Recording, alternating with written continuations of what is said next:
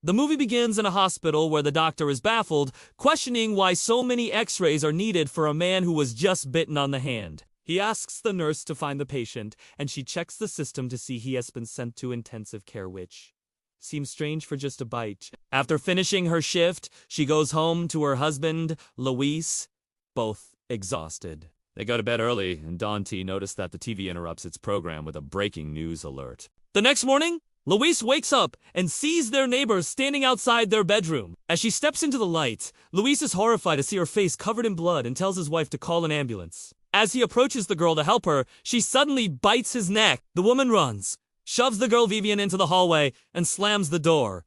But Vivian keeps trying to attack. Terrified, she locks the door, tends to loose his wound with a pillowcase, and tries calling emergency services, only to get a recorded message saying all lines are busy. Vivian keeps banging on the door. Luis dies on the bed but suddenly comes back as a zombie and attacks her. She manages to push him off, grab the car keys, and escape. She runs to hide in the bathroom, slips into the bathtub, and desperately tries to open the window. When she finally manages to, Luis bursts through the bedroom door, and she kicks him before jumping out of the house. Outside, chaos reigns. People are running and screaming. Houses are on fire, and explosions can be seen in the distance. She tries asking a neighbor for help, but he threatens her with a gun, telling her to stay away. Suddenly, an ambulance runs him over without stopping to check on him. As Luis chases her out of the house, she jumps into her car and speeds away. He leaps at the vehicle, but falls off as she drives. The roads are dangerous. Other drivers act erratically, and people throw themselves at cars, begging for help. On the radio, an announcer urges people to stay inside, lock all doors and windows, and warns that even military bases aren't safe. Eventually, she reaches a highway filled with wrecks, explosions, and swarms of zombies attacking anyone in sight. A man suddenly yanks a car door open to drag her out, and in the struggle, the car crashes into a tree. Society has collapsed under the zombie outbreak. Authorities try addressing the press but admit they have no understanding or solution. Riots erupt as citizens demand action, and the military moves into cities to contain both humans and zombies. Hospitals overflow, and explosions rock buildings daily. When she wakes up, she finds herself rescued by a police officer named Kenneth, who checks if she's infected. They join forces and meet 3 more survivors. At first, there's tension, and shots are fired until they realize none are zombies. The group searches for safety but finds only streets crawling with the undead.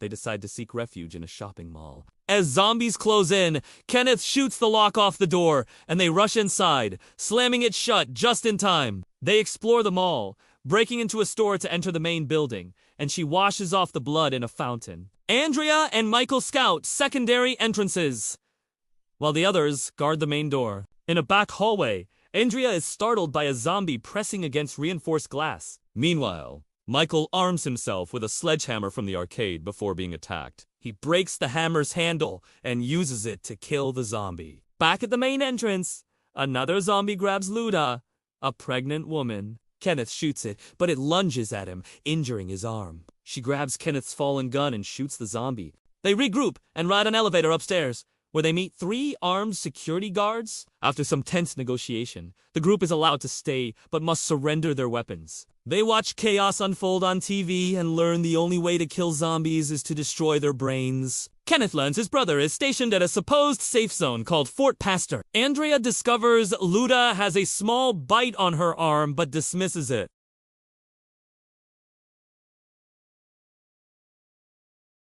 He signals them, then points out a helicopter, but it flies away. At night, the guards lock the group inside a store. Michael argues they need to act rather than wait for help, but Andrea remains hopeful. Kenneth focuses only on reaching his brother. The next morning, the mall's automated systems blast lights and music. Terry, one of the guards, investigates and discovers a delivery truck approaching. The group debates letting survivors in, but 2 guards refuse. Terry sides with the group, overpowers the other guards, and opens the rear entrance. Zombies swarm, but Michael and others fight them off. The survivors from the truck are saved, though shaken. Among them is a gravely ill woman who dies suddenly, and the woman confirms there's no pulse before killing her with a metal rod. She realizes zombie bites cause infection. Frank, another survivor, is bitten, and the group debates mercy,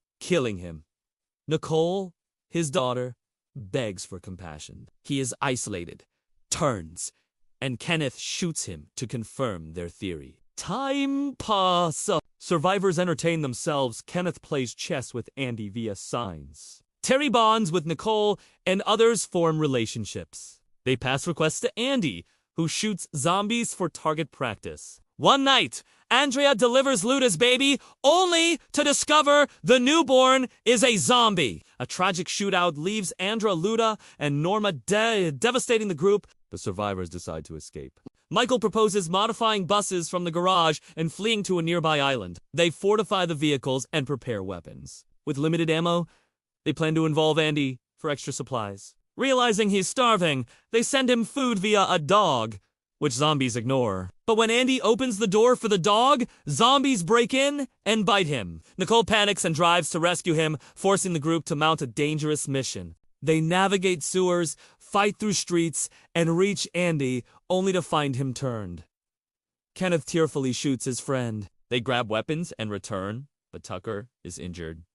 CJ stays behind to help him, sacrificing himself in a fiery explosion to cover their escape. Back at the mall, Steve fails to help open the door, and zombies swarm. The group fights their way to the elevator and finally reaches the buses. They plow through the undead, but chaos continues. Vehicles crash, and Monica and Glenn are killed in an accident. Steve is bitten and reanimates, forcing Anna to kill him. The survivors reach the marina, but Michael reveals he's been bitten and stays behind, ending his life with a gunshot. The others, Anna, Kenneth, Nicole, Terry, and the dog sail away. Days later, after running out of fuel and supplies, they reach an island, only to find it overrun with zombies as well. The film ends there.